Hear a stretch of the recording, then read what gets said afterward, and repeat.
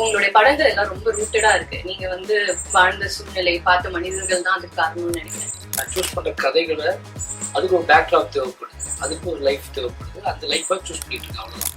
உங்க படம்ல பார்க்கும்போது ஒரு நாவல் படிச்ச மாதிரி இருக்கும். அந்த மெட்டாஃபர்ஸ் எல்லாம் நீங்க யூஸ் பண்றதுலாம் அது சிலருக்கு புரியும், சிலருக்கு புரியாது. அதை நீங்க அப்படியே விட்டுறது காரணம் ஏதாவது சம்பவத்துக்கு அப்புறம் ஏதாவது சில நாட்களுக்கு அப்புறம் அந்த படத்தை திருப்பி பார்த்தாங்கன்னா அவங்களுக்கு புரியலாம். வேற ஒரு பெர்ஸ்பெக்டிவ். ஆமா, அல்லது நீங்க நிறைய கிரிட்டிக்ஸ் நிறைய பேர் வாசிச்சுட்டு போய் பார்த்தாங்கன்னா புரியலாம்.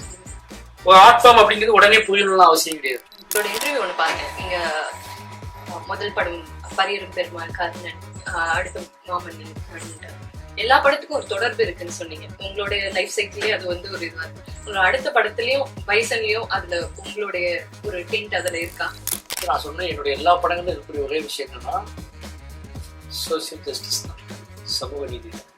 அப்படியாப்பட்ட டிஸ்கஷன் உருவாக்கக்கூடிய படங்களை தொடர்ந்து எடுத்துட்டு அதுக்கு மெயின் சோசியல் ஜஸ்டிஸ் தான். அதை நம்ம ஃபாலோ பண்ணிட்டே இருக்கணும் அப்படின்னு முக்கியம்.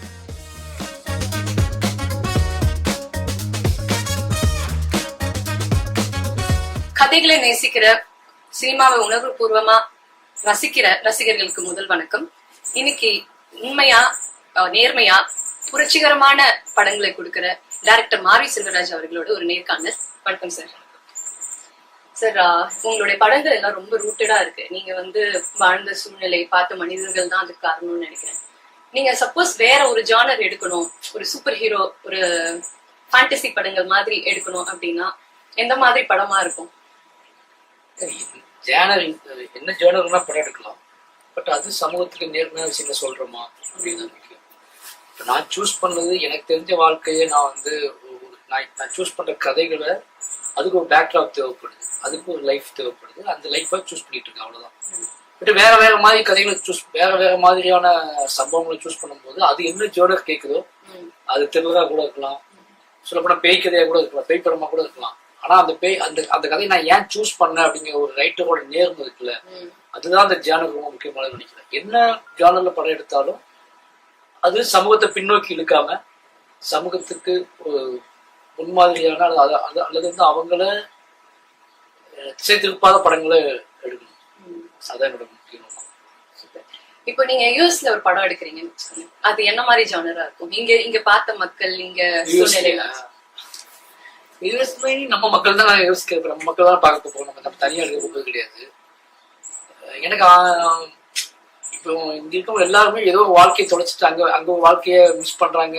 ஏதோ வாழ்க்கையை வாழ்ந்தா கூட எல்லாத்துக்குள்ளயும் ஒரு ஏக்கம் இருக்கு, ஒரு தேடல் இருக்கு, ஒரு பிரிவு இருக்கு. அம்மா அப்பா பிரிஞ்சுங்க இருக்காங்க, ஃப்ரெண்ட்ஸை பிரிஞ்சிருக்காங்க, வாழ்ந்த வாழ்க்கை பால்யம் இதெல்லாம் பிரிஞ்சிருக்காங்க. அப்படி யோசிக்கும் போது யூஎஸ்ல தனி கதைலாம் இல்லை. இங்கேயும் நம்மளோட அண்ணன்கள் தம்பிகள் உறவுகள் வாழ்ந்துகிட்டு இருக்காங்க. அப்படிங்கும்போது அவங்க கதையும் என் கதையும் ஒண்ணுதான். இப்ப என் படத்தை நீங்க இங்க பாக்குறீங்கல்ல, இந்த வாழ்க்கை சூழல்ல என் படத்தை பார்க்கும்போது உங்களுக்கு கனெக்ட் ஆகுது இல்ல. இப்போ உங்க கதையும் அதே கதை தான். ஆனா அதுக்குன்னு யூஎஸ்கா தனியா ஒரு ஜேர்னல்லாம் ஒண்ணு இல்லை. ஆமா, நீங்க உணர்வு தான் முக்கியமானது. சொல்ல வேண்டிய விஷயம், சொல்ல வேண்டிய கதை, பேச வேண்டிய டிஸ்கஷன், எதை பேசணும், எதை எவ்வளவு தூரத்துல நம்ம வாழ்ந்தாலும் எந்த மாதிரியான விஷயங்களை டிஸ்கஸ் பண்ணணும் அப்படிங்கிற ஒரு நோக்கம் இருக்குல்ல, அது ரொம்ப முக்கியமானது. அதனால எல்லா கதையும் ஒரே கதை தான். எந்த நாட்டுல போய் நீங்க படம் பண்ணாலும் அது கனெக்ட் பண்ணிக்கூடிய கதைகளை உருவாக்கணும், அவ்வளவுதான். உங்க படம்ல பார்க்கும்போது ஒரு நாவல் படிச்ச மாதிரி இருக்கும். அந்த மெட்டாஃபர்ஸ் எல்லாம் நீங்க யூஸ் பண்றதுலாம் அது சிலருக்கு புரியும், சிலருக்கு புரியாது. அதை நீங்க அப்படியே விட்டுறது காரணம் என்ன? இன்னைக்கு புரியாது. புரியாதவங்களுக்கு ஓகே ஏதோ நாயை காமிச்சாங்க, ஓகே ஏதோ பண்ணி காமிச்சாங்க, ஏதோ கழுதை காமிச்சாங்க, என்னது இது அப்படின்னு யோசிக்கிறவங்களுக்கு திருப்பி ஏதாவது சம்பவத்துக்கு அப்புறம் ஏதாவது சில நாட்களுக்கு அப்புறம் அந்த படத்தை திருப்பி பார்த்தாங்கன்னா அவங்களுக்கு புரியலாம். வேற ஒரு பெர்ஸ்பெக்டிவ். ஆமா, அல்லது நீங்க நிறைய கிரிட்டிக்ஸ் நிறைய பேர் வாசிச்சுட்டு போய் பார்த்தாங்கன்னா புரியலாம். ஒரு ஆர்ட் ஃபார்ம் அப்படிங்கிறது உடனே புரியணும்னு அவசியம் கிடையாது. நீங்க ஓவியத்தை பாக்குறீங்க, ஒவ்வொரு பாயிண்ட் ஆஃப் வியூக்கு அந்த ஓவியங்கள் வேற வேற மாதிரி தெரியும், ஒவ்வொரு வயசுக்கு வேற மாதிரி தெரியும். அதனால உடனே ஒரு படத்தை நீங்க ஃபர்ஸ்ட் டைம் பார்க்கும்போதே ஒரு படம் புரியணும், அல்லது புரியலாம் நேரடியாக அந்த டைரக்டர்ட்டே கூப்பிட்டு கேட்கறதுலாம் வன்முறை தான். இதுக்கு என்ன அர்த்தம், இதுக்கு என்ன அர்த்தம்லாம் கேட்கறது அவசியமற்ற கேள்விதான். என்ன அப்படின்னா அதை நீங்க வேற வேற அர்த்தங்கள்ல புரிஞ்சுக்கொண்டுதான் மெட்டாஃபர்ஸை கிரியேட் பண்றோம். நேரடியா அதை நீங்க புரிஞ்சுக்கிறதுக்காக அப்ப கிடையாது, தேவையே இல்ல. அப்ப மெட்டவர்ஸ் கிரியேட் பண்ணதுக்கான காரணமே என்ன அப்படின்னா வேற வேற லேயர்ஸை நீங்க அதை புரிஞ்சுக்க முயற்சி பண்றது. உங்களுக்கு உங்க கூட ஒரு கேம் ஆடுறது, உங்க உளவியலோட கேம் ஆடுறது, உங்களோட நினைவுகளோட உங்களோட உளவியலோட ஒரு ரைட்டர் ஒரு கேம் ஆடி பாக்குறாப்புல. இதெல்லாம் இதன் மூலமா அவங்களுக்கு என்ன விஷுவல் ஞாபகத்துக்கு வருது, என்ன மாதிரியான தாட் ப்ராசஸ் அவங்களுக்கு ஞாபகத்துக்கு வருது அப்படின்னு செக் பண்றோம். அதனால அது பார்க்க தான் இதுதான் அர்த்தம்னு சொல்றதுக்காக சினிமா எடுக்கல. ஏன்னா சினிமாங்க ஒரு விஷுவல் மீடியா. நீங்க என்ன பாக்குறீங்களோ அது உங்களுக்கு ஒவ்வொரு டைம் நீங்க பார்க்கும்போது உங்களோட மனநிலை சார்ந்தது. நீங்க நல்ல மனநிலையோட ஒரு படம் பாக்குறீங்க அப்படின்னா அந்த படத்தை நீங்க வேற மாதிரி அணுகுவீங்க. நீங்க தனித்து விடும் போது, நீங்க அவமானப்படுத்தப்பட்ட ஆளா இருக்கும் போது, நீங்க ஒரு தோல்வி வெற்றிக்காக போராடும் போது, இல்ல பெரும் கனவுகளை நோக்கி பயணிச்சுக்கிட்டு இருக்கும் போது, இல்ல வாழ்க்கையின் மீது வெற்றி அடைஞ்சிருக்கும் போது, இல்ல வாழ்க்கையின் மீது பெரிய நம்பிக்கையோட அன்போடு இருக்கும் போது, நிறைய உணர்வோட தான் நம்ம படத்தை பார்க்கணும். அப்ப அதுவும் தீர்மானிக்கும் அந்த படத்தை. அப்ப எல்லா மெட்டபர்ஸையும் புரிஞ்சுக்கிறது மெயின் ரீசன் என்ன அப்படின்னா உங்களுக்கு முதல் டைம் பார்க்கும்போது என்ன தோணுச்சோ அதுதான் அந்த மெட்டபர்ஸ்க்கு அர்த்தம். செகண்ட் டைம் பார்க்கும்போது அது மாறலாம், தேர்ட் டைம் பார்க்கும்போது அது மாறலாம். நீங்க உங்களோட சென்ஸ், உங்களோட புரிதல் மாற அது மாறிக்கிட்டே இருக்கும். ஒரு நிலையான இடத்துக்கு வர்றதுக்கு பேர் மெட்டபர்ஸ் கிடையாது. ஒரு நிலையான கருத்தை சொல்றதுக்கு இதுதான் மீனிங் அப்படின்னு சொல்றதுக்கு பேர் மெட்டபர்ஸ் கிடையாது. அப்போ சமீபத்துல நடந்த ஒரு சமூக பிரச்சனையை கூட நம்ம கார்லேட் பண்ணி பார்க்கலாம். இந்த படம் ஒரு 20 years முன்னாடி கூட வந்துக்கலாம். இப்போ சமூகம் ரிலேட் பண்ணிக்கலாம். அப்படிங்கும்போது ஆர்ட் ஃபார்மோட வேல்யூ நீங்க அது என்னைக்கு எடுத்து பார்த்தாலும் அது அந்த உணர்ச்சியோட வேற வேற பாயிண்ட் ஆஃப் வியூவா ஓப்பன் ஆகி உங்களுக்கு அதை என்ன நேர்மையா கடத்துது அப்படிங்கிறது மட்டும்தான் முக்கியமான விஷயம். நீங்க இந்த ஜானுன்னு ஒரு கேரக்டர் இருந்துச்சு, பரியரும் பெருமாள், அந்த மாதிரி ஜோ அதுக்கப்புறம் ஜோதி கேரக்டர் ஃபஹத் ஃபாசில் அவர்களுடைய ஒய்ஃப் ஒருத்தங்க நடிச்சிருப்பாங்க. இந்த கேரக்டர்லாம் தனியா ஒரு படமா எடுக்கணும்னு உங்களுக்கு எனக்கு தோணிருக்கா? ஏன்னா அந்த கேரக்டரே தனியா ஒரு உமன் ஜானர் தனியா சொல்றாங்க, தனியா அப்படி சொல்ல முடியுமான்னு தெரியல எனக்கு. அவங்கள மட்டும் தனியா வச்சு ஒரு படம் எடுக்கலாம்னு உங்களுக்கு தோணிருக்கா? இல்ல இப்போ தோணிருக்கு, ஆனா நம்மளால நேர்மையா எடுக்க முடியுமா அப்படின்னு ஒரு கேள்வி இருக்கு. பெண்கள் சம்பந்தமா படம் எடுக்கணும் அப்படின்னா என்ன அப்படின்னா ஏன் காரணம் அப்படின்னா எங்க அக்கா இருக்காங்க, என்னோட ஓன் சிஸ்டர், அவங்க ஒரு எஸ்பில ஸ்டேட் பேங்க்ல ஒர்க் பண்றாங்க. என்னை விட நிறைய படிச்சவங்க, என்னோட அறிவாளி அவங்க, என்னோட திறமையானவங்க. ஆனா எனக்கு கிடைச்ச சுதந்திரம் அவங்களுக்கு கிடைக்கல. இப்ப நைட் எங்க ஊர் நைட்டு 12 மணிக்கு மிட் நைட் என்னோட கிராமம் எப்படி இருக்குன்னு எனக்கு தெரியும். அவங்க பார்த்ததே கிடையாது. நான் நைட்டு 12 மணிக்கு மேல ஆத்துல போய் குளிச்சிருக்கேன் ஊத்தில, ஆனா அவங்க பார்த்தது கிடையாது. நான் புனை நின்று பார்த்துட்டு வந்துருக்கேன், அவங்க பார்த்ததே கிடையாது. ஏன்னா அவங்க லைஃப் ஸ்டைல் வேற ஒண்ணு. அப்போ அவங்கள பத்தி எனக்கு ஒரு புரிதல் இருக்கு, அந்த புரிதல் தான் அந்த படத்தை எடுப்பேன். ஆனா ப்ராப்பரான அது அவங்களுக்கான நேர்மையான விஷயமான்னு பார்த்தா எனக்கு தெரியல. அது அவங்க சொல்லணும், அவங்களே எடுத்தாதான் இல்ல, அதை நம்ம நேர்மையா ஹேண்டில் பண்றதுக்கான மெச்சூர் நமக்கு நமக்கு புரிதல் இருக்கு. எங்க அக்காவை பத்தி எனக்கு புரிதல் இருக்கு. ஒவ்வொரு பெண்களும் ஒவ்வொரு வேற மாதிரி இருப்பாங்க. இது எல்லாம் கரெக்டா ஹேண்டில் பண்ணும்போது நமக்கு கரெக்டா ஹேண்டில் பண்றோமா அப்படிங்கிறது முக்கியம். நமக்கு நம்ம சினிமா எடுக்க தெரியுது, என்ன ஜனம் கொடுத்தா நம்ம படம் எடுத்துருவோம் அப்படிங்கிறதுக்காகவே எல்லா ஜனம் எடுத்துட முடியாது. அந்த ஜனம் அந்த விஷயத்த நம்ம நேர்மையா பண்றோமா, 100% நேர்மையா இருக்கோமா அப்படிங்கிறது ரொம்ப முக்கியம். நம்மளோட ஆண் அப்படிங்கிறத மறந்துட்டு அந்த கேரக்டருக்கு நேர்மையா இருக்குமா. இப்போ பெண் சம்பந்தமான கதைகளை உருவாக்கும் போது நம்ம ஆணுங்கிறத மறந்துட்டு ஹியூமனா அது ஆண் பார்வையில ஒரு பாவப்பட்டு அந்த கேரக்டர் ஹேண்டில் பண்ணிடக்கூடாது. அதுக்கான மெச்சூரிட்டி பண்ணிடுவீங்க. ஆமா, சில எனக்கு மெச்சூரிட்டி கிடையாது பேரு. அது என்ன அப்படின்னா நீங்க அனுபவிச்ச அதிகாரம், ஆணுங்க நீங்க அனுபவிச்ச அதிகாரம் உங்க லைஃப்ல சின்ன பிறந்த நாள்ல இருந்து எனக்கு அதிகாரம் கொடுத்துருக்காங்க. ஆம்பளை பையன் சொல்லி எப்ப நான் வெளியே போலாம் வரலாம் அப்படின்ட்டு எங்க அக்காவுக்கு அப்படி கிடையவே கிடையாது. அப்ப அவ்வளவு அதிகாரத்தை நான் ஆனா மட்டுமே வீட்டுக்குள்ள வெளியே உள்ள சமூகமா அடைய முடியாத அதிகாரத்தை வீட்டுக்குள்ள ஆனா அடைஞ்சிருக்கேன். அந்த அதிகாரத்தோட ருசியை நாட்கள் இருக்க வைக்கணும், அதை கரெக்டா பண்ண முடியாது. அன்லான் பண்ணி கத்துக்கிறது அந்த அதிகாரத்தின் ருசி எனக்கு எப்ப டோட்டலா போகுதுன்னு எப்ப எனக்கு புரியுதோ அன்னைக்கு நானும் நிறைய இடத்துல ஆனா இருந்திருக்கேன். எங்க அக்காவை நான் கண்ட்ரோல் பண்ணியிருக்கேன். நீங்க எங்கேயா வந்தேன்னு கேட்டிருக்கேன்.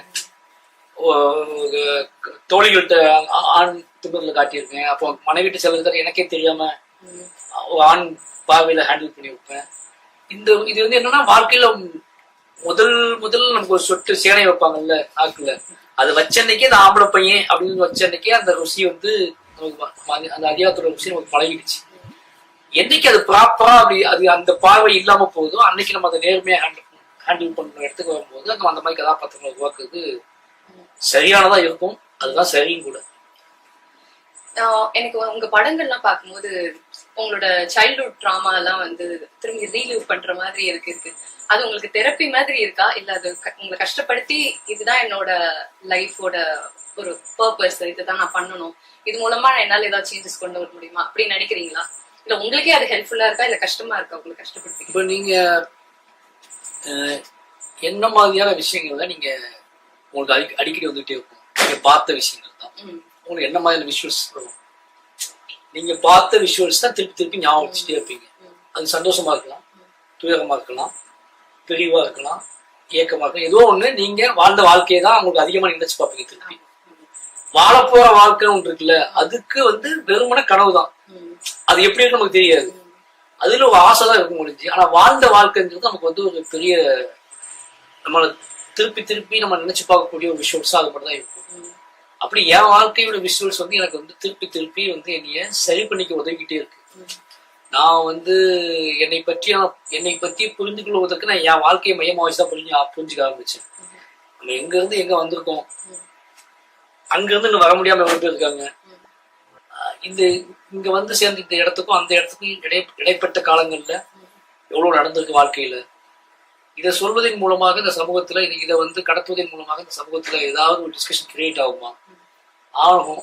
அப்படி டிஸ்கஷன் பண்ணும்போது யார் பத்தியான ஒரு ஒப்பீனியன் சேஞ்ச் ஆகும், யாரை பத்தியான பார்வைகள் எல்லாம் மாறும். இந்த விஷயங்கள்லாம் மைண்ட்ல ஓடிட்டே இருக்கும்ல. அப்படிங்கும்போது ஒரு தெரப்பி மாதிரி தான் அது.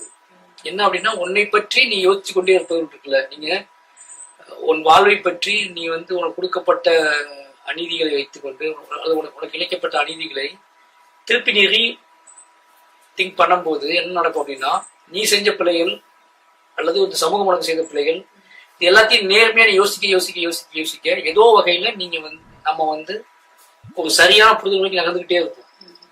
ஆனா அது எல்லாத்தையும் அப்பட்டமா சொல்லக்கூடிய தைரியம் நமக்கு வேணும்.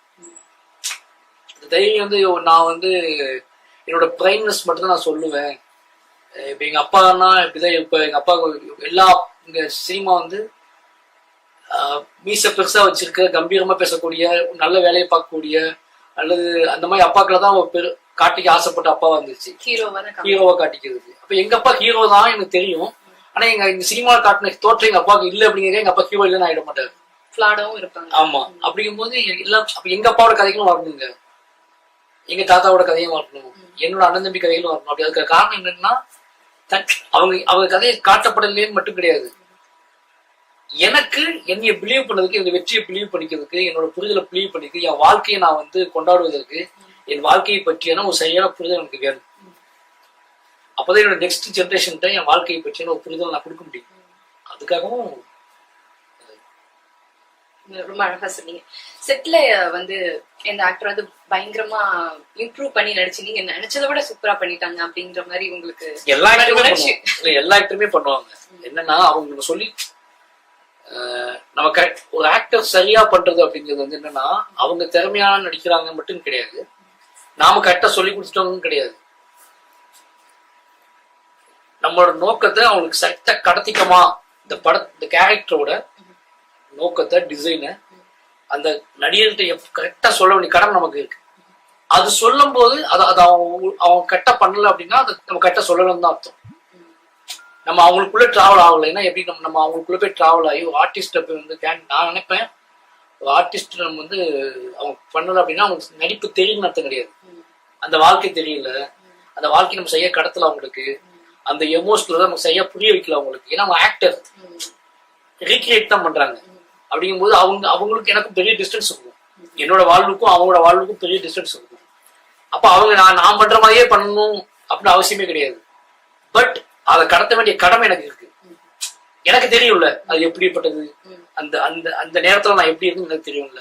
அப்ப அதை கடத்த வேண்டிய கடமை எனக்கு தான் இருக்கு. அப்படிங்கும்போது அவங்க எப்ப கரெக்டா பண்ணாலுமே பெட்டரா தான் பண்ண ட்ரை பண்ணிட்டே இருப்பாங்க. நான் தான் கரெக்டா சொல்லிக்கிட்டே இருக்கணும். அது இவ்வளவு போதும் ஏன்னா அவங்களுக்கு தெரியாது, அது ஒரு லெவல் மீட்டர் அவங்களுக்கு தெரியாது.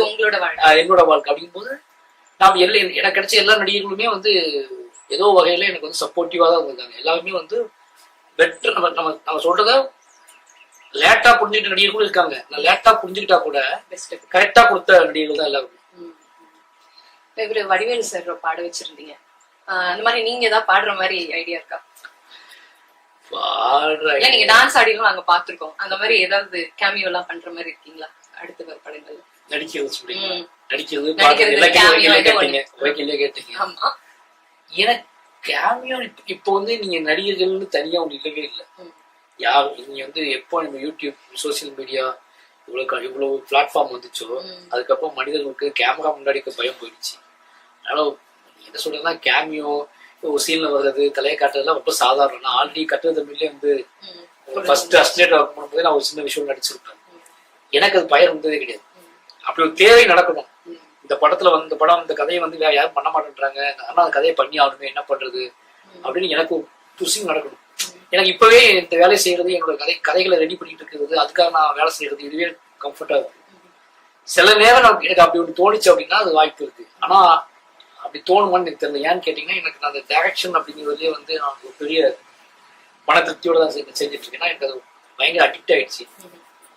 அதாவது ஆக்டிங் கேமராக்கு முன்னாடி போய் நின்று ஆக்ட் பண்றதோட தேவை எப்படின்னு எனக்கு தெரியல. எனக்கு இப்போதைக்கு இல்லை. ஆனா ஏன்னா உங்களோட படங்களும் கிட்டத்தட்ட ஒரு ஆட்டோ பயோகிராஃபி மாதிரி தான் இருக்கு. அதை நீங்களே நடிச்சா எப்படி இருக்கும் நாங்க யோசிச்சு பாக்குறோம். அதனால உங்களுக்கு ஐடியா இருக்கான்னு கேட்டேன். பண்ணலாம், மேபி பண்ணலாம். பட் நான் என்னன்னா ஒரு நடிகனா ஆயிட்டீங்கன்னா உங்க படத்தை மட்டுமே நடிச்சிட்டு இருக்க முடியாது. ஓகேவா? வேற வேற ஜானர் நடிக்கணும். அப்ப என்னன்னா நீங்க அதுக்கு நேர்மையா இருக்கணும். அதுக்காக நீங்க உடம்ப பராமரிக்கணும். இன்னொரு டைரக்டர் போனா அவங்களுக்கு நம்ம நேர்மையா இருக்கணும். அவங்க சொல்றதை கேட்கணும். ஒவ்வொரு நமக்கு என்னோட பொலிட்டிக்கலும் அவங்களோட பொலிட்டிக்கலும் ஒத்து போகாம போகலாம். அப்ப என்னன்னா நீங்க நடிகனா போயிட்டீங்க அப்படின்னா எல்லா ஜேர்னரும் எல்லா டைரக்டர் எல்லா ரைட்டர்ஸ்க்கும் நீங்க ஏத்த ஆளா மாறணும். இல்ல நான் இதை பண்ண மாட்டேன், நான் என் படம் மட்டும் தான் நான் நடிப்பேன், நான் என்னோட டைரக்ஷன் நடிப்பேன் அப்படி சொல்றதுலாம் வந்து ஒரு நடிகனுக்கு அழகு கிடையாது. அப்படிங்கும்போது ஒரு நடிகனா அந்த அந்த மெச்சூர்னஸ் ஏன் இருக்கான்னு கேட்டா தெரியல. எனக்கு இன்னொருத்தரோட பார்வையில இன்னொருத்தரோட கதைக்கு நான் ஆப்டாய் நடிப்பேன்னு எனக்கு தெரியல. எனக்கு நடிக்க வருமானம் தெரியல. இப்ப என்னோட உலகத்துக்கு நான் இயங்கிக்கிட்டு இருக்கேன். இன்னொருத்தரோட விசனுக்கு நான் வந்து செட் ஆகணும்னு எனக்கு தெரியாது. அப்ப அங்க போனா அந்த நேர்மையா இருக்கணும். அதுக்கு 100% உழைக்கணும். நீங்க அப்படி எனக்கு பண்ண முடியுமான்னு எனக்கு தெரியல. ஒரு டவுட் இருக்கு, ஒரு பயம் இருக்கு. அதனால எனக்கு பயம். தள்ளி போடுறது இல்ல. ஆமா, நீங்க நிறைய பேர் கேட்பாங்கல்ல, இப்பவே ஃப்ரெண்ட்ஸ் நிறைய பேர் கேட்டாங்க நான் பண்ணல. இப்ப நீங்க உன் படத்துல மட்டும் நீங்க நடிக்கல அப்படின்னு கேட்டாங்கன்னா தப்பு தானே. அது நடிச்சா நீங்க வந்து அது நடிப்பு அப்படிங்கிற அந்த ஆர்ட் ஃபார்முக்கு நேர்மையா இருக்கும். எந்த மாதிரியான பிளாட் கதை உனக்கு பிடிச்சிருந்தாலும் அதை பண்ணணும். அதுதான் நான் இல்ல நான் இந்த மாதிரி கதை நல்லா இருக்கு பட் இந்த சேனல் நான் பண்ணதே கிடையாது அப்படின்னு பண்ண சொல்ல முடியாது சார். இப்போ நீங்க டைரக்டர் ராம் கிட்ட ஒர்க் பண்ணிருக்கீங்க. அவரோட அடுத்த படம் பாத்துட்டீங்களா? பறந்து போ பாத்துட்டேன். சார் சொல்லியிருந்தாரு அவரோட இன்டர்வியூல, நீங்களும் உங்க மகனும் பார்க்கும்போது அவனோட ரியாக்ஷன் எப்படி இருக்குன்னு காத்துட்டு இருந்தேன் அப்படின்னு சொன்ன மாதிரி சொன்னாரு. சோ ஃபர்ஸ்ட் டைம் எனக்கு குழந்தை பிறந்ததுக்கு அப்புறம் தான் எனக்கு குழந்தை பிறந்ததுக்கு கல்யாணம் ஆனதுக்கு அப்புறம் குழந்தை பிறந்ததுக்கு அப்புறம் எங்க சாகோட படம் ரிலீஸ் ஆகுது. ஆமா, அதுக்கு முன்னாடி நான் அசிஸ்டன்டா இருக்கும்போது ரிலீஸ் ஆனதுதான் பேரம். பாப்பாலாம் குட்டி போய் பேரும்போது நான் ஷூட்டிங் பேரம் ரிலீஸ் ஆயிடுச்சு. பட் நான் ஷூட்டிங்னா அது முன்னாடியே முடிஞ்சிச்சு. நான் வந்து பேரம்பு பண்ணும்போது பாப்பா குட்டி பாப்பா. நான் இவ்வளவு விளந்ததுக்கு அப்புறம் என் பசங்க கூட நான் வாழ ஆரம்பிச்சதுக்கு அப்புறம் என் பசங்க கூட நான் அப்பாவா டிராவல் பண்ணதுக்கு அப்புறம் இப்பதான் அவரோட படத்தை நான் பாக்குறேன். பறந்து போ வந்து அந்த மாதிரியான எமோஷனலை அதிகப்படுத்துற ஒரு படம். அதனால எனக்கு அது புதுசா இருந்துச்சு ஃபீல். ஒருவேளை நான் 5 வருஷத்துக்கு முன்னாடி 10 வருஷத்துக்கு முன்னாடி இந்த படம் பார்த்தோன்னா எனக்கு ஃபீல் பண்ணி எனக்கு இது ரொம்ப பயங்கரமா எமோஷனலா கனெக்ட் ஆயிடுச்சு. என் பையன் அவன் கூட டிராவல் பண்ணிட்டே இருக்கார்ல, ரொம்ப ஒரு படம் வந்து நம்ம வாழ்வின் மீது நம்ம வாழ்க்கையோட சம்மந்தப்பட்டிருக்கும் போது நமக்கு எவ்வளவு எமோஷனலா மாறுது அப்படிங்கிறத, எவ்வளவு கொண்டாட்டமா எவ்வளவு கேள்வி ஆன்சர்ஸ் பதிலா மாறுது அப்படிங்கிறத கலந்து போய் பார்க்கும்போது என்ஜாய் பண்ணி. ஏன்னா அவன் கண்ணையே தான் பார்த்துட்டு இருந்தான். ஏன்னா அவனுக்கு 3 வயசு தான் ஆகுது. அவன் அந்த படத்தை பயங்கரமா என்ஜாய் பண்ணான்.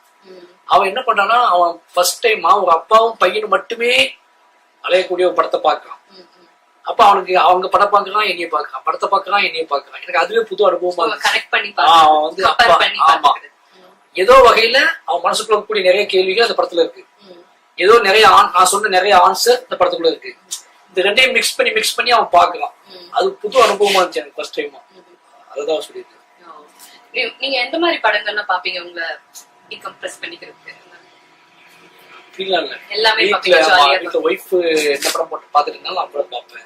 அது எனக்கு பிடிக்குதோ பிடிக்கலையோ அவங்க நான் வந்து இந்த மாதிரி படம் தான் நான் பார்ப்பேன்னு சொல்லி டிஸ்டர்ப் பண்ணிருக்கேன். கமர்ஷியல் கோர் கமர்ஷியல் பயங்கரமான கமர்ஷியல் படங்கள், வயலன்ஸ் படங்கள், கமர்ஷியல் படங்கள், காமெடி படங்கள் அதிகமா பார்க்க காமெடி படங்கள், ஹியூமர் படங்கள் ரொம்ப பிடிக்கும். எனக்கு நான் விரும்பாத ஜானர்ல சொல்றேன். நீங்க பண்ண மாட்டீங்க, ஆனா உங்களுக்கு அது பார்க்க ரொம்ப பிடிக்கும். நான் பண்ண ஹியூமர் ரொம்ப ஹியூமர் இருக்குல்ல, எக்ஸ்ட்ரீம் ஹியூமர்ஸ் படங்கள் இருக்குல்ல, அந்த படங்கள் பார்ப்பேன். ஆக்ஷன் படங்கள் பெருசா அவாய்ட் பண்ணுவேன். த்ரில்லர் படங்கள் பெருசா அவாய்ட் பண்ணுவேன். தெரியல, எனக்கு அது பார்த்துட்டு இருக்கும்போது எனக்கு அதுக்குள்ள ஃபேக் வந்துடும். இப்போ வந்து ஒரு பேய் படம் பார்க்கணும்னா அது எனக்கு உண்மையிலேன்னு தெரிஞ்சுக்கணும்ல. இப்போ காமெடி லைஃப் ஸ்டைல் ஹியூமர்ஸ்ல நான் பயங்கரமா என்ஜாய் பண்ணுவேன். பட் ஆனால் பேய் படங்கள் இந்த மாதிரியான ஓவர் ஆக்ஷன் படங்கள் இருக்குல்ல, அதுல வந்து இது ஏதோ வகையில இது ஃபேக் தானே அப்படிங்கிற மாதிரி ஒரு மைண்ட்ல ஓட ஆரம்பிச்சு. எனக்கு அது கரெக்டா எடுக்கப்பட்டிருக்கும், நல்லா எடுத்திருப்பாங்க, பயங்கரமான சக்சஸ்லாம் ஆகும், செலிப்ரேட்லாம் பண்ணுவாங்க, எல்லாமே இருக்கும் அதுல. பட் எனக்கு கொஞ்சம் கனெக்ட் கம்மியா இருக்கும். அதுக்கு காரணம் என்ன அப்படின்னா, நான் கொஞ்சம் ரியாலிட்டி பக்கமாவே யோசிக்கக்கூடிய ஆளா இருப்பேன். அதனால என்ன பண்ணுவோம்னா, ரியாலிட்டியான காமெடி படங்கள் இருக்குல்ல, அட்டகத்தி, கலாவாணி, இந்த மாதிரி லைஃப் ஸ்டைலோட மிக்ஸ் பண்ணக்கூடிய காமெடி படங்கள் ரொம்ப பிடிக்கும். வாழ்க்கையிலே நடக்கிற அத வந்து காமெடினா அவங்க லைஃப், அது அவுட் அண்ட் அவுட் காமெடினாலும் வந்து நம்ம வந்து சிரிச்சு என்ஜாய் பண்ணி நம்மள அறியாமலே சிரிச்சுட்டு இருப்போம். இன்னசென்ஸ் பீப்புளோட லைஃப் இருக்குல்ல, அது நமக்கு பெரிய ஒரு தெரப்பி மாதிரி இருக்கும். நம்மள அறியாம நாம தென்பட்டுட்டே இருப்போம் அதுல. அந்த மாதிரி படங்கள் ரொம்ப பிடிக்கும். உங்களோட அடுத்த படம் பைசன், அதை பத்தி கொஞ்சம் bison Deepavali release. Sports drama, sports and ஒரு லைஃப் ஸ்டைல் அப்படின்னு சொல்லலாம். எந்த ஸ்போர்ட்? கபடி. என்ன அப்படின்னா, அந்த படம் வந்து என் லைஃப்ல வந்து என்னோட எல்லா படங்களுக்கும் நான் என்ன மாதிரி உழைப்பு போட்டுப்பேன். இந்த படம் கொஞ்சம் எக்ஸ்ட்ரா உழைப்பு போட்ட படம், ஒரு ஸ்போர்ட்ஸ்னால, கபடினால. எனக்கு என்னமோ இது நான் பண்ண படங்கள்ல இருந்து கொஞ்சம் இது வேற ஒரு ஸ்டைல்ல இருக்கும் அந்த படம். எனக்கே ஒரு ஃபிலிம் லாங்குவேஜா ஒரு பெரிய டிஃப்ரெண்டான படமா இருந்துச்சு. காரணம் என்ன அப்படின்னா, அது ஒரு ஸ்போர்ட்ஸ் டிராமாக்குள்ள ஒரு சமூக விஷயம், என்னோட கண்டென்ட், என்னோட எமோஷனல், என்னோட பாலிடிக்ஸையும் பேசக்கூடிய ஒரு சேலஞ்சிங் இருந்துச்சு எனக்கு. என்னோட எமோஷனல், என்னோட பாலிடிக்ஸை பேசுறதுக்கு ஒரு ஸ்போர்ட்ஸ் டிராமா பிளாட்ஃபார்மை பயன்படுத்திக்கல, அதுவே எனக்கு புதுசா இருந்துச்சு. அதனால இந்த படத்தோட கொஞ்சம் சவாலா தான் எடுக்கும்போது நிச்சயமா ஆடியன்ஸுக்கு பெரிய ஒரு சர்ப்ரைஸா இருக்கும் படம். உங்களோட இன்டர்வியூ ஒன்று பார்த்தேன். நீங்க முதல் படம் பரியரும் பெருமாள், கர்ணன், அடுத்த மாமன்னன், அண்ட் எல்லா படத்துக்கும் ஒரு தொடர்பு இருக்குன்னு சொன்னீங்க. உங்களுடைய லைஃப் சைக்கிள்லயே அது வந்து ஒரு இதுவா இருக்கு. உங்களோட அடுத்த படத்துலயும் பைசன்லயும் அதுல உங்களுடைய ஒரு டென்ட் அதுல இருக்கா? அது எந்த மாதிரி? அதுதான் சொன்னேன், யார்கிட்ட சொல்லியிருந்தேன்ல, உங்களுடைய என்கிட்ட கேட்டாங்க, பசங்க கேட்டாங்க, MCU மாரி சினிமா யூனிவர்ஸ். அப்போ நான் சொன்னேன், என்னுடைய எல்லா படங்களும் இருக்கக்கூடிய ஒரே விஷயம் என்னன்னா, சோசியல் ஜஸ்டிஸ் தான், சமூக நீதி தான். சமூக நீதி அப்படிங்கிறது பலதரப்பட்ட, என்னன்னா திருப்பி அதே கதை. நீங்க சமூக நீதி அப்படிங்கிறது ஜேர்னல் மாதிரி ஆயிடுச்சு. லைஃப்ல நீங்க அப்பா பையன் இருந்தாலுமே அங்க ஒரு சமூக நீதி தேவைப்படுது. அப்பா பையன் கதையா இருந்தாலுமே அங்க ஒரு நேர்மை தேவைப்படுது. நேர்மையை ஹேண்டில் பண்ணணும். ஏன்னா பையன் வந்து அந்த பையன் வந்து வளர்ற தலைமுறையா வைப்பான், அப்பா வந்து வாழ்ந்து முடிச்சவங்களா வைப்பாங்க. இந்த ரெண்டு அணுகுமுறை முக்கியமானது. அது அப்பா பையன் கதை தான். நீங்க அப்பா பக்கமும் நீங்க கதை சொல்ல முடியும், பையன் பக்கமும் கதை சொல்ல முடியும். ஏன் நீங்க பையன் பக்கம் நிற்கிறீங்க அப்படின்னு கேள்வி இருக்குன்னா, அவன் வாழ போப்பான். அப்ப அவன் பார்வையில பார்க்கும்போது நமக்கு இன்னொன்னும் வாழ்ந்து முடித்த ஒருத்தர்கிட்டையும் வாழ ஆசைப்படுற ஒருத்தனோட கதையும் அப்படி பார்க்கும்போது, இங்க இருந்து பார்க்கும்போது கதை மாறுது. நீங்க அப்பா பாயிண்ட் ஆஃப் பார்த்தா கதை மாறும். அப்ப எந்த பாயிண்ட் ஆஃப் வியூல அந்த கதையை சொல்லணும்னு முடிவு பண்றதுதான் ஒரு முக்கியமான விஷயம். இப்போ நான் சொல்ற கதை தான் நிறைய பேர் சொல்றாங்க. நிறைய பேர் இருக்க சினிமா தான் நானும் எடுக்கிறேன். எல்லாருமே சினிமா ஒரே மாதிரி சினிமா தான். ஆனா அந்த சினிமாவோட நோக்கமும் பார்வையும், அந்த ரைட்டரோட டைரக்டரோட பார்வை என்ன, ஆடியன்ஸுக்கு படம் முடியும் போது என்ன கன்வே ஆகிட்டு அவன் வீட்டுக்கு போகணும், வெறுமனே செலிப்ரேஷனா கிளாப் பண்ணணும், இந்த 2.5 மணி நேரம் பயங்கரமா என்ஜாய் பண்ணணும். வீட்டுக்கு போகும்போது எதையுமே எடுத்துக்கிட்டு வீட்டுக்கு போகாம சும்மா நேரத்தை செலவு பண்ணிட்டு வீட்டுக்கு போறது எனக்கு உடன்பாடு இல்லை. அந்த 2.5 மணி நேரம் அவன் எதையோ ஒண்ணு அவன் வாழ்க்கைக்கு எடுத்துக்கிட்டு அவன் வந்து கூட என்னோட டிஸ்கஷன் நான் பண்றது தப்பா கூட அவனுக்கு தோணலாம், நான் ஏதோ பேசுறது அவனுக்கு பிடிக்காம கூட இருக்கலாம். ஆனா இப்படி நான் பேசினேன், இப்படி நான் அவனுக்கு சொன்னேன், அது தப்பா சரியாங்கிற சிந்தனை அவனுக்குள்ள வரணும். அவன் நான் பேசுனது தப்புன்னு சொன்னா கூட, அவங்க சொன்னா கூட அது தப்பு நிரூபிக்க அவன் ட்ரை பண்ணிட்டே இருப்பான். நான் அதை சரி நிரூபிக்க ட்ரை பண்ணிட்டே இருப்பேன். என்னோட பாயிண்ட் ஆஃப் வியூவை சமூகம் புரிஞ்சு கொள்ள வேண்டும் அப்படின்னு நான் தொடர்ந்து எழுதிக்கிட்டே இருப்பேன். என்னோட பாயிண்ட் ஆஃப் வியூ மேல, என்னோட கதைகள் மேல, என்னோட சினிமாக்களின் மீது கேள்வி எழுப்பக்கூடிய மனிதர்கள், அதை புறக்கணிக்கக்கூடிய மனிதர்கள் வந்து அவங்களும் அதை சிந்திச்சுட்டே இருப்பாங்க. நான் ஏன் புறக்கணிக்கிறேன் இதை அப்படின்னு அவங்க சொல்லிக்கிட்டே இருப்பாங்க. அப்ப இந்த டிஸ்கஷன் ரொம்ப ஆரோக்கியமானது. அவங்க வந்து வருத்தப்படுறாங்களே, அவங்க கோவப்படுறாங்களே, இந்த மாதிரி சினிமாலாம் ஏன்னு கேட்கறாங்களே அப்படின்னு நம்ம பின்வாங்க முடியாது. நம்ம குழந்தைங்கிட்ட நம்ம குழந்தையா இருக்கும் போது நம்ம அப்பாக்கள் எல்லா உலகத்துல எல்லா விஷயமே முதல்ல தொடங்கும் போது அது வேண்டாம், அது செய்யாதான் சொல்லுவாங்க. ஓகேங்களா? நம்ம திருப்பி நம்ம ஒரு நிரூபித்தல் மூலமா தான் நம்ம எவ்வளவுக்கு எவ்வளவு அதை நமக்குள்ள பாதிச்சிருக்கு, நமக்குள்ள வேறு கொண்டு இருக்கு, அந்த கேள்வி எவ்வளவு நாள் நம்ம தொலைச்சிக்கிட்டு இருக்கு அப்படிங்கறதெல்லாம் நம்ம உங்களுக்கு கன்வே பண்ண முடியும். நம்ம அவங்க சொல்றாங்களே அப்படிங்கிறக்காக நம்ம அவங்க மேல வருத்தப்படுறதுலயோ கோவப்படுறதுலயோ எந்த அர்த்தம் கிடையாது. நான் அப்படிதான் நினைப்பேன். அந்த மாதிரியான விஷயங்கள் தொடர்ந்து என் படத்துல இருக்கிற காரணம் வந்து இதுதான். என்ன அப்படின்னா, நான் என்னை முழுசாக இந்த டிஸ்கஷனுக்கு ஒப்பு கொடுத்துருக்கேன். உங்களுக்கு பிடிக்குது பிடிக்கல, நீங்க அதை ஏத்துக்கிறீங்க ஏத்துக்கல, அது வேணும் வேண்டாம் அப்படிங்கிற எந்த விஷயமா இருந்தாலும் அது காலம் தான் தீர்மானிக்கும். நீங்களும் நானும் தீர்மானிக்க அனுமதிக்க கூடாது. நீங்க வேணாம் சொன்னதுனால நான் விட்டு போவதும் தப்பு. ஓகேங்களா? நான் சொல்றதுனாலே நீங்க உடனே அப்படி தலையாட்டி ஏத்துக்கிறதும் தப்பு. அது ஒரு சமூகத்தோட ஆரோக்கியம் என்ன அப்படின்னா, அதை டிஸ்கஷன் எடுத்துட்டு வர்றது. அந்த டிஸ்கஷன் ரொம்ப முக்கியம். அப்படியாப்பட்ட டிஸ்கஷன் உருவாக்கக்கூடிய படங்களை தொடர்ந்து எடுத்துட்டு இருக்கணும். அதுக்கு மெயின் சோசியல் ஜஸ்டிஸ் தான். அதை நம்ம ஃபாலோ பண்ணிட்டே இருக்கணும் அப்படிங்கிறது முக்கியம். இப்போ உங்க படத்துல வயலன்ஸ் ஜாஸ்தி இருக்கு அப்படின்னு சொல்றாங்க இல்லையா? இப்போ ஃபர்ஸ்ட் படம் பரீரும் பெருமாள் பார்க்கும்போது குழந்தைங்களோட பார்க்க முடிஞ்சது. இப்போ மாமன்னன்ல வந்து இங்க நிறைய பேர் டாக் லவர்ஸ், பெட் லவர்ஸ் எல்லாம் இருப்பாங்க. இவங்க அந்த டாகை கொல்றாங்க, நான் பார்க்க மாட்டேன் அப்படின்னு சொல்றவங்க சிலர் இருக்காங்க. மனிதர்களை கொல்ற சினிமாக்கள் பார்க்க முடியும். மனிதர்களை கொல்ற சினிமாவே பார்க்கும்போது இதை பாக்குறதுக்கு என்ன அப்படிங்கிற எனக்கு அதான் பிரச்சனை. மனிதர்களை கொல்ல முடியும்னா மனிதர்களை கொல்ல முடியாது. ஏன்னு கேட்டீங்கன்னா, என்னோட விஷன் வந்து ஈஸியா இப்போ இந்த மாதிரியான வயலண்ட் நான் கிரியேட் பண்ற மெட்டபர்ஸ் வயலன்ஸுக்கே இவங்க வந்து வயலண்ட்னு சொல்றாங்க. நான் நேரடி வயலண்ட் காமிக்க ஆரம்பிச்சோம்னா அது இன்னும் அந்த படத்தை அவங்களுக்கு புறக்கணிக்கிறதுக்கு ஒரு காரணமா அமையும். நான் ஒரு சவாலாவே தான் பண்றது. ஏன்னா எனக்கு நல்லாவே தெரியும் அது இவங்க சொல்றாங்கன்னு சொல்லிட்டு நம்ம வந்து மத்தவங்க எல்லாம் பண்றாங்கன்னு சொல்லிட்டு. இவ்வளவு நேரம் உங்கள்கிட்ட பேசினதே எனக்கு ஒரு கதை, ஒரு படம் பார்த்த மாதிரி ஒரு ஃபீல் இருந்தது. டைம் போனதே எனக்கு தெரியல. இந்த மாதிரி இன்னொரு வாய்ப்பு கிடைக்கும்னு நம்புறேன். அது வரைக்கும் ரொம்ப நன்றி. அவ்வளவுதான் சொல்ல முடியும். மெட்ரோபிளக்ஸ் தமிழ் சங்கத்துக்காக மீண்டும் ஒரு நட்சத்திர நொடிகள்ல உங்களை சந்திக்கிற வரைக்கும் நன்றி கூறி விடைபெறுவது.